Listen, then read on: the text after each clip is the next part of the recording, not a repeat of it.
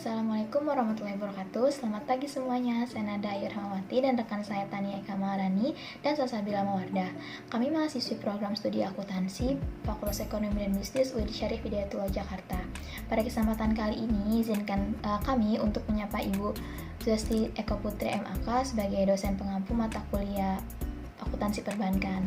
Nah, langsung aja nih, di video kali ini kami akan sedikit memaparkan salah satu materi dari mata kuliah akuntansi perbankan yang berjudul Prinsip Dasar Akuntansi Perbankan. Berikut ini indikator pembelajaran yang akan kami presentasikan.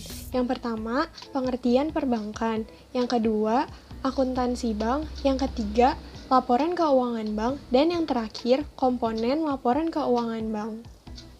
Nah, seperti yang kita ketahui, bahwa bank adalah satu kata yang tentunya tidak akan asing lagi jika terdengar di telinga kita. Banyak sekali nama-nama bank yang telah ada dan berdiri sejak lama di Indonesia, seperti Bank Mandiri, BNI, BRI, Bank BCA, ataupun bank-bank lainnya. Seiring dengan berjalannya waktu, dunia perbankan pun juga mengalami perkembangan, seperti dengan adanya jenis bank BUMN, bank daerah, bank swasta, sampai dengan bank yang saat ini tengah diminati oleh masyarakat di Indonesia, apalagi kalau bukan bank syariah. Nah, untuk itu, sebenarnya, apa sih pengertian dari bank itu sendiri? Langsung saja yuk kita bahas videonya. Menurut Undang-Undang Nomor 10 Tahun 1998 tentang Perbankan, bank adalah suatu badan usaha yang menghimpun dana dari masyarakat dalam bentuk simpanan dan akan menyalurkannya ke dalam bentuk kredit ataupun bentuk lainnya dalam rangka meningkatkan taraf hidup rakyat banyak. Secara sederhana, dapat disimpulkan bahwa bank itu merupakan suatu tempat menghimpun dan menyalurkan dana dari masyarakat dan untuk kembali kepada masyarakat. Nah, berdasarkan pengertian bank tersebut, dapat disimpulkan bahwa bank itu memiliki 3 fungsi utama loh. Apa aja sih fungsinya? Ketiga fungsi utama bank yang dimaksud adalah: pertama, himpun atau sebagai tempat penghimpunan dana, kedua, salur sebagai tempat penyaluran dana, dan terakhir, layanan sebagai tempat pelayanan jasa. Nah, apa ya maksud dari ketiga fungsi utama bank itu? Pertama, penghimpunan dana. Sesuai dengan fungsinya, bank itu kan digunakan sebagai lembaga intermediasi. Apa sih maksudnya? Lembaga intermediasi di mana masyarakat itu dapat menempatkan serta menarik dananya kapanpun mereka mau. Namun, dalam perbankan, hal ini tetap akan disesuaikan dengan apa jenis bentuk simpanan yang mereka pilih pada saat awal menghimpun dananya di bank. Berbicara tentang bentuk simpanan, dalam bank itu ada 3 jenis bentuk simpanan, yaitu ada giro, tabungan, serta deposito. Nah, dalam giro dan tabungan, mereka itu merupakan simpanan yang penarikannya dapat dilakukan setiap saat, berbeda dengan deposito. Deposito itu merupakan simpanan berjangka yang penarikannya itu hanya dapat dilakukan sesuai dengan jangka waktu yang telah ditetapkan pada awal perjanjian antara pihak bank dengan nasabah yang terlibat. Penghimpunan dana itu mengalami perkembangan, yang tadinya bentuk simpanannya itu hanya terdiri dari 3 jenis, yaitu giro, tabungan, dan deposito, sekarang bertambah menjadi bisa melalui surat berharga, obligasi, ataupun pasar uang antar bank. Maka, dalam hal ini, masyarakat itu dapat mempercayai bank sebagai sebuah tempat atau lembaga untuk menyimpankan uangnya dengan aman. Kedua, penyaluran dana. Jika dalam penghimpunan dana akan dilakukan dalam bentuk simpanan, berbeda dengan penyaluran dana, di mana penyaluran dana ini akan dilakukan dalam bentuk kredit atau pinjaman. Nah, dari fungsi utama bank sebagai tempat penyaluran dana, nantinya bank itu akan mendapatkan suatu imbalan. Bagi bank konvensional, imbalan yang dimaksudkan adalah imbalan berupa bunga. Namun, bagi bank syariah, imbalan yang dimaksudkan adalah imbalan berupa bagi hasil atau balas jasa lain yang memang diperbolehkan dalam prinsip sesuai dengan syariah. Seperti penghimpunan dana, penyaluran dana pun mengalami perkembangan. Yang tadinya penyaluran dana hanya dapat dilakukan melalui pinjaman, sekarang penyaluran dana itu dapat dilakukan melalui pembelian sertifikat Bank Indonesia, melalui pasar uang antar bank, melalui surat-surat berharga, obligasi, ataupun aktiva produktif. Aktiva produktif yang dimaksud di mana aktiva tersebut dapat menghasilkan suatu keuntungan atau profit bagi si bank. Nah, kenapa sih bank itu harus menyalurkan dananya? Penyaluran dana yang dilakukan oleh bank ini akan dilakukan bank untuk membantu rakyat atau masyarakatnya yang tengah mengalami kesulitan keuangan atau dana. Bank ini dapat dikatakan sebagai suatu solusi bagi mereka untuk menghadapi kesulitan keuangan tersebut. Terakhir, fungsi bank sebagai pelayanan jasa, di mana dalam hal ini bank itu memiliki aktivitas pendukung. Selain tadi, bank itu dapat menghimpun serta dapat menyalurkan dananya kepada masyarakat, bank juga dapat memberikan jasa yang dibutuhkan oleh masyarakat terkait dengan jasa keuangan. Nah, jasa apa sih yang dimaksudkan? Jadi, bank itu memiliki dua jenis pelayanan jasa. Yang pertama, jasa dalam negeri, dan yang kedua, jasa luar negeri. Sesuai dengan namanya, jasa dalam negeri adalah jasa yang diberikan oleh bank terkait dengan transaksi yang terjadi antar bank dalam negeri. Contoh transaksinya itu seperti transfer, clearing, pemindah bukuan, safe deposit box, surat berharga, penagihan warkat clearing, dan sebagainya. Sedangkan, untuk jasa luar negeri adalah jasa yang diberikan oleh bank terkait dengan transaksi oleh bank koresponden. Bank koresponden itu adalah bank asing yang berlokasi di luar negeri, namun masih memiliki hubungan kerjasama dengan bank yang berada di Indonesia atau bank dalam negeri. Contoh transaksinya itu seperti letter of credit, SWIFT, dan lain-lain. Nah, atas pelayanan jasa yang diberikan oleh bank ini, seperti pada penyaluran dana, di mana bank itu akan mendapatkan imbalan. Namun, dalam pelayanan jasa, imbalan yang dimaksudkan oleh bank itu adalah di mana bank akan mendapatkan fee income base. Fee income base ini adalah pendapatan fee atau komisi yang didapatkan oleh bank atas jasa yang telah diberikan kepada masyarakat. Nah, nantinya fee income base ini merupakan bagian dari pendapatan operasional lain yang didapatkan oleh bank yang nantinya akan dimasukkan ke dalam laporan laba rugi perusahaan bank. Di sini saya akan menjelaskan mengenai akuntansi bank. Apa sih akuntansi bank itu? Jadi, akuntansi bank merupakan seni pencatatan, penggolongan, dan pengikhtisaran atas seluruh transaksi yang terjadi di dalam bank. Nah, untuk transaksi-transaksi yang dicatat oleh bank ini meliputi transaksi keuangan maupun transaksi lain yang akan mengakibatkan adanya peristiwa keuangan yang akan terjadi di masa yang akan datang. Hasil dari transaksi akuntansi bank ini nantinya berupa laporan keuangan bank yang menyediakan informasi bagi para penggunanya sebagai pertimbangan dalam pengambilan keputusan. Pembahasan selanjutnya yaitu laporan keuangan bank. Laporan keuangan bank merupakan bentuk pertanggungjawaban manajemen terhadap pihak-pihak yang berkepentingan dengan kinerja bank yang dicapai selama periode tertentu. Apa sih tujuan dari laporan keuangan bank ini? Tujuannya itu untuk memberikan informasi terkait posisi keuangan, kinerja, perubahan ekuitas, arus kas, dan informasi lainnya yang berguna bagi para pengguna laporan keuangan bank dalam pengambilan keputusan ekonomi, serta menunjukkan pertanggungjawaban manajemen atas penggunaan sumber daya yang dipercayakan kepada mereka.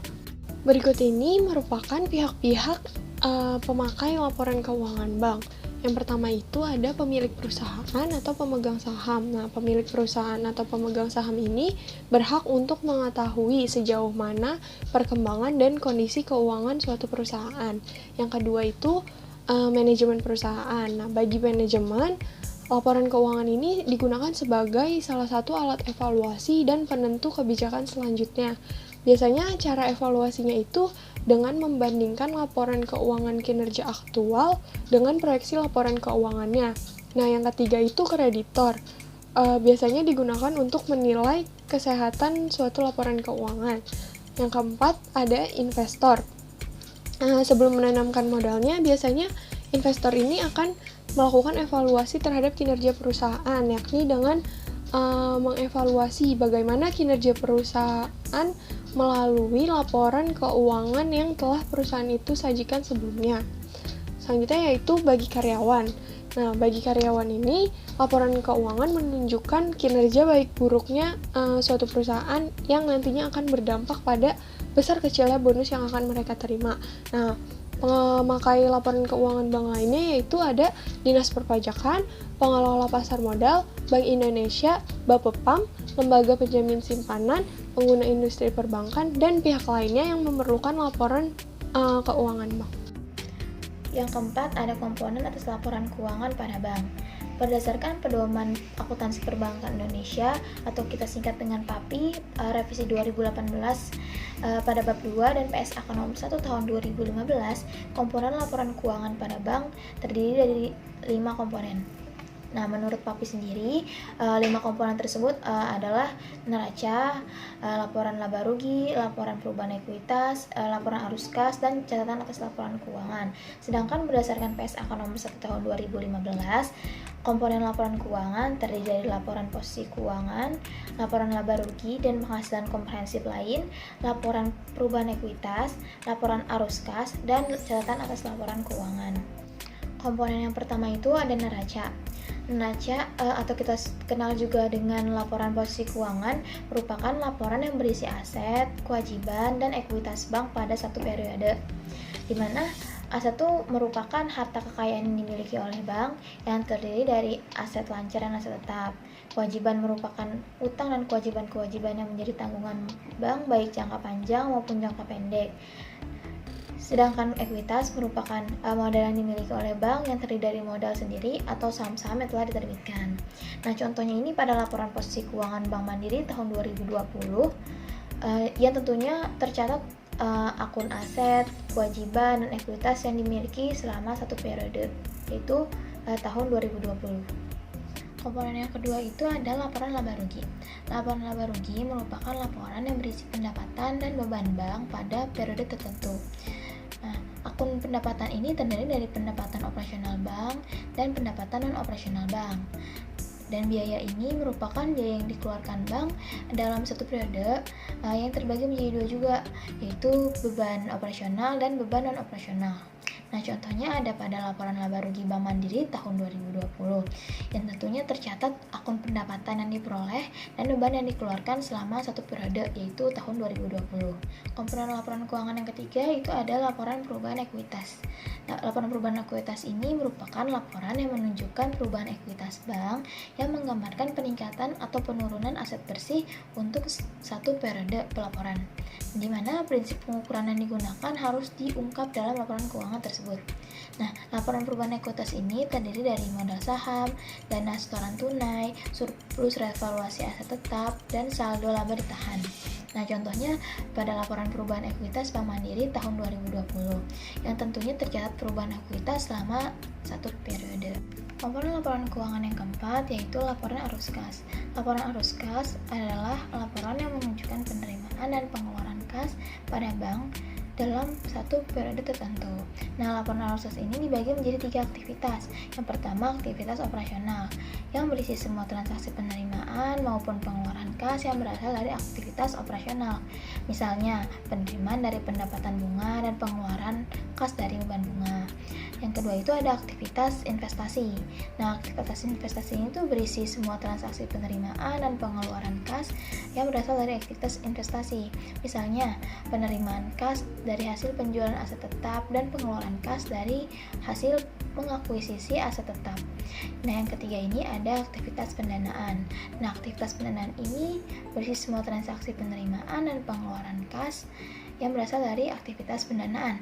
Misalnya, dari penerimaan kas dari penerbitan obligasi dan pengeluaran kas untuk membayar dividen.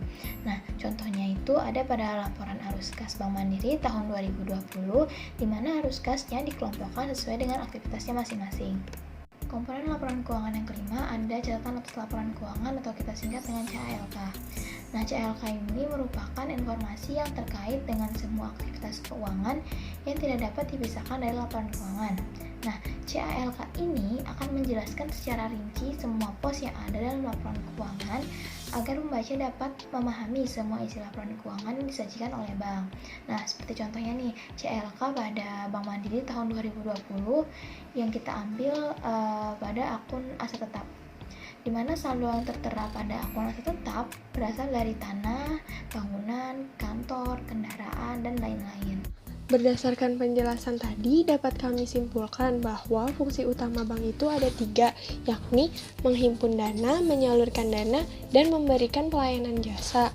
Dari fungsi tersebut, nantinya akan muncul transaksi-transaksi yang harus dicatat oleh bank, yang hasil akhirnya itu berupa laporan keuangan bank. Laporan ini digunakan oleh banyak pihak, misalnya pemilik perusahaan atau pemegang saham, manajemen, investor, dan lain sebagainya. Dalam laporan keuangan ini terdapat komponen-komponen laporan keuangan bank seperti neraca, laporan laba rugi, laporan perubahan ekuitas, laporan arus kas, dan catatan atas laporan keuangan. Nah, bagaimana nih penjelasannya teman-teman? Semoga mudah dipahami dan bermanfaat bagi kita semua ya. Ada pantun nih untuk teman-teman semua. Anak rajin, tidak lupa sarapan, roti gandum diolesi selai. Terima kasih kami ucapkan karena sudah mendengarkan sampai selesai. Kami dari kelompok 2 pamit undur diri. Saya Salsabila Mawardah. Saya Tania Eka Maharani. Saya Nada Ayu Rahmawati. Apabila ada kesalahan dan kekurangan mohon dimaafkan. Wassalamualaikum warahmatullahi wabarakatuh.